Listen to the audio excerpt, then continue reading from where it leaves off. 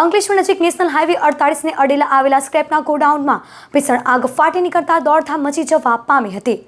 8 fire ફાઇટરોએ 3 કલાકની જહેમત બાદ આગ પર કાબુ મેળવ્યો હતો। અંકલેશ્વર નજીકથી પસાર થતા નેશનલ હાઈવે નંબર 48 પર આવેલા સ્ક્રેપ માર્કેટમાં ફરી એકવાર આગનો બનાવ સામે આવતા દોડધામ મચી જવા પામી છે। નેશનલ હાઈવે પર નવજીવન હોટલ નજીક આવેલા સ્ક્રેપ ગોડાઉનમાં આજે સવારના સમયે એકાએક આગ ફાટી નીકળી હતી। જોત જોતામાં આગે વિકરાળ સ્વરૂપ ધારણ કર્યું હતું, જેના પગલે ધુમાડાના ગોટે ગોટા દૂર દૂર સુધી નજરે પડ્યા હતા। આ અંગેની જાણ કરવામાં આવતા જ અંકલેશ્વર અને પાનોલી ડીપીએમસીના 6 જેટલા ફાયર ફાઇટર ઘટના સ્થળે દોડી આવ્યા હતા અને આગ પર કાબુ મેળવવાના પ્રયાસો શરૂ કર્યા હતા। આગના પગલે લોકોના ટોળા એકત્રિત થઈ ગયા હતા। બીજી તરફ પોલીસના કાફલો પણ ઘટના સ્થળે દોડી આવ્યો હતો અને સ્ક્રેપના ગોડાઉનની આસપાસનો માર્ગ કોર્ડન કર્યો હતો।